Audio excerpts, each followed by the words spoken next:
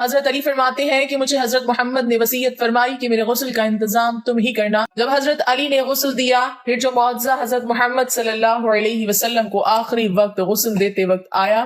بسم اللہ الرحمن الرحیم۔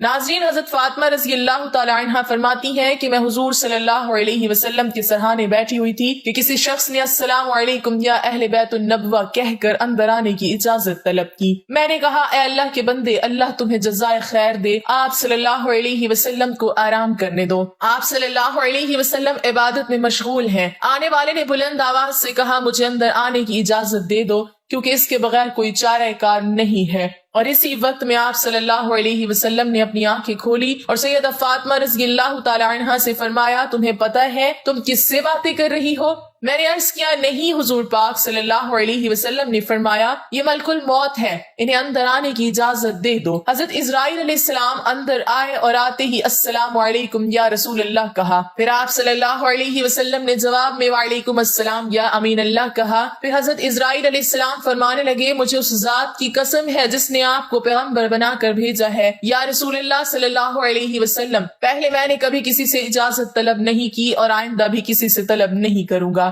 حضور صلی اللہ علیہ وسلم کے وصال شریف کے وقت جبرائیل علیہ السلام حاضر ہوئے اور عرض کرنے لگے، یا رسول اللہ صلی اللہ علیہ وسلم، آج آسمانوں پر آپ کے استقبال کی تیاریاں ہو رہی ہیں۔ اللہ تعالیٰ نے جہنم کے داروغہ مالک کو حکم دیا ہے کہ مالک میرے حبیب صلی اللہ علیہ وسلم کی روح مبارک آسمانوں پر تشریف لا رہی ہے، اس اعزاز میں دوزخ کی آگ کو بجھا دو، اور جنت کی حوروں سے فرمایا ہے کہ تم سب سجو سمرو، اور فرشتوں سے فرمایا کہ تعظیم روح مصطفیٰ صلی اللہ علیہ وسلم کے لیے صف بصف کھڑے ہو جاؤ۔ اور اللہ تعالیٰ نے مجھے حکم فرمایا ہے کہ میں آپ صلی اللہ علیہ وسلم کی خدمت میں حاضر ہو کر آپ کو بشارت دوں کہ تمام انبیاء اور ان کی امتوں پر جنت حرام ہے جب تک کہ آپ اور آپ صلی اللہ علیہ وسلم کی امت جنت میں داخل نہ ہو جائے، اور کل قیامت کو اللہ پاک آپ کی امت پر آپ کے طفیل اس قدر بخشش اور مغفرت کی بارش فرمائے گا کہ آپ راضی ہو جائیں گے۔ وفات کے وقت حضور صلی اللہ علیہ وسلم نے ملک الموت سے فرمایا، اے ملک الموت، مجھے اپنے رب کی ملاقات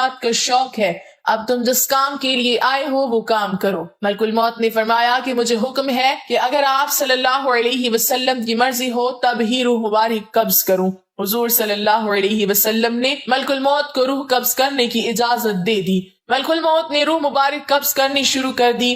موت کی تکلیف سے حضور صلی اللہ علیہ وسلم کی پیشانی پر پسینہ آیا۔ سکرات کی تکلیف شروع ہوئی تو فرمایا، اے اللہ، موت کی بڑی سخت تکلیف ہے، اے اللہ تو ہی موت کی تکلیف کو آسان کرے گا۔ مٹی کے پیالے میں پانی بھر کر رکھوایا، موت کی گھبراہٹ میں بار بار پانی میں ہاتھ ڈالتے اور وہ ہاتھ اپنے منہ پر پھیرتے اور فرماتے، اے اللہ مجھے اپنے پاس بلا لے۔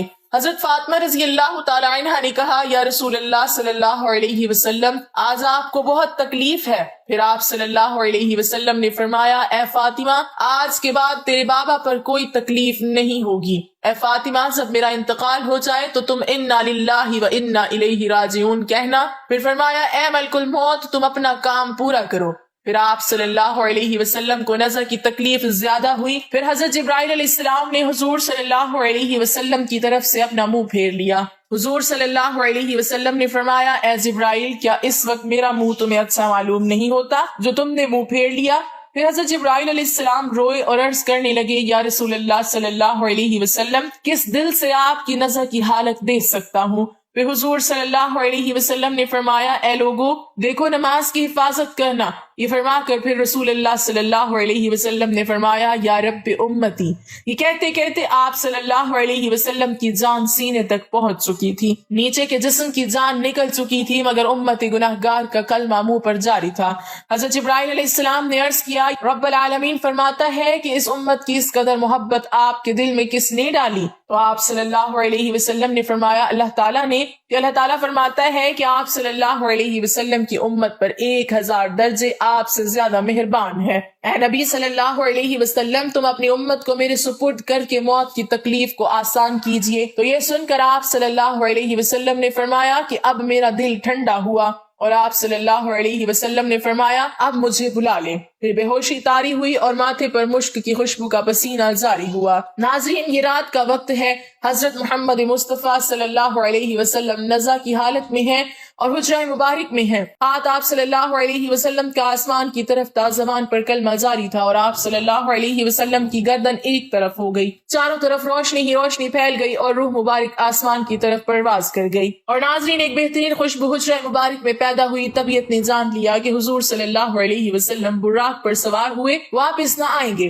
حضرت علی رضی اللہ تعالیٰ عنہ نے فرمایا کہ میں نے ملک الموت کی آواز سنی کہ روح مبارک قبض کر کے چلے تھے، روتے جاتے تھے اور واہ محمد کہتے جاتے تھے. حضرت فاطمہ رضی اللہ تعالیٰ عنہ نے جب دیکھا کہ روح مبارک پرواز کر گئی، حضور صلی اللہ علیہ وسلم کے پاس آ کر چہرے مبارک کو دیکھا. آپ صلی اللہ علیہ وسلم آرام فرما رہے تھے، ماتھے پر پسینہ تھا، اور حضرت فاطمہ رضی اللہ تعالیٰ عنہ نے پکارا، اے نبی صلی اللہ علیہ وسلم، رب کا بلاوا منظور کر لیا، ہم کو چھوڑ کر اپنے رب کے پاس چلے گئے. اے نبی صلی اللہ علیہ وسلم، اگر جبرائیل علیہ السلام آپ کو تلاش کرتے آئیں گے تو ہم کہیں گے کہ تم کس کی تلاش کرتے ہو؟ جنہیں تم دیکھتے ہو وہ اس جہاں سے تشریف لے گئے ہیں. اے نبی صلی اللہ علیہ وسلم، جنت الفردوس میں ٹھکانہ کر دیا. جب گھر سے رونے کی آواز باہر آئی اور صحابہ کرام رضی اللہ عنہم نے سنی تو گھبرا کر بے-تاب ہو کر دہلیز مبارک پر سر مارنے لگے. حضور صلی اللہ علیہ وسلم کی وفات کی خبر سن کر صحابہ کرام کی عقلیں جاتی رہیں.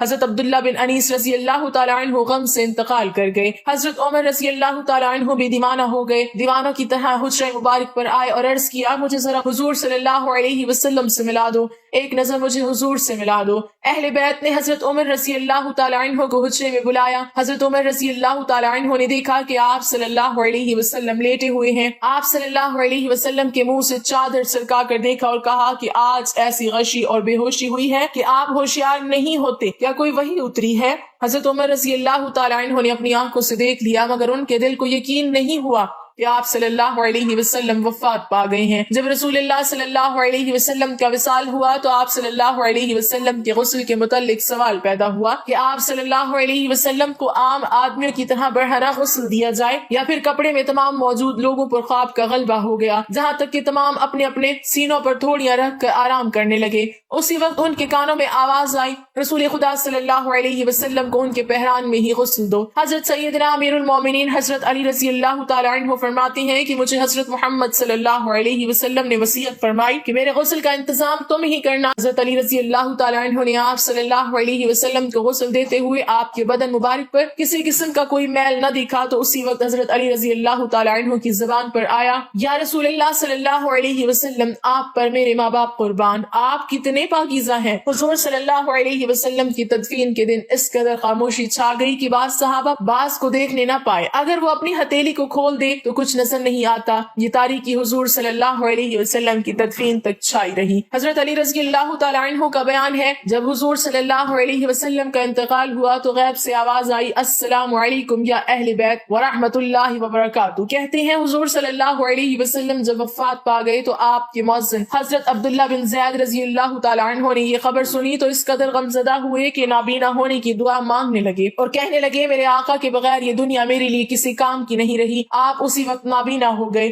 لوگوں نے کہا، تم نے یہ دعا کیوں مانگی؟ تو انہوں نے فرمایا کہ لذت نگاہ تو آنکھوں میں ہے، مگر حضور صلی اللہ علیہ وسلم کے بعد اب میری آنکھیں کسی کے دیدار کا شوق نہیں رکھتی. حضرت علی رضی اللہ تعالیٰ عنہ کہتے ہیں، جب ہم حضور صلی اللہ علیہ وسلم کو دفن کر رہے تھے تو ایک اعرابی آ کر حضور صلی اللہ علیہ وسلم کی تربت پر لیٹ گیا اور کہتا تھا، یا رسول اللہ صلی اللہ علیہ وسلم، آپ نے حکم دیا اور ہم نے سنا، آپ نے قرآن کریم اللہ تعالیٰ سے سیکھا اور ہم نے آپ سے سیکھا. اللہ تعالیٰ نے فرمایا، اگر یہ لوگ اپنی جانوں پر ظلم کریں اور آپ کی بارگاہ میں حاضر ہو کر اللہ تعالیٰ سے استغفار کریں اور اللہ کے رسول صلی اللہ علیہ وسلم ان کی بخشش طلب کریں تو وہ اللہ کو بہت توبہ قبول کرنے والا اور رحم کرنے والا پائیں گے. ہم نے اپنی جانوں پر ظلم کیا اور آپ صلی اللہ علیہ وسلم کی بارگاہ میں حاضر ہوئے ہیں تاکہ آپ ہماری بخشش طلب کریں. اسی وقت قبر اطہر سے آواز آئی کہ تم بخش دیے گئے ہو، تم بخش دیے گئے ہو. نبی اکرم صلی اللہ علیہ وسلم کی خبر وفات کے بعد مسلمانوں کے جگر کٹ گئے، قدم لڑکھڑا گئے، چہرے بجھ گئے، آنکھیں خون بہانے لگی، ارض و سما سے خوف آنے لگا،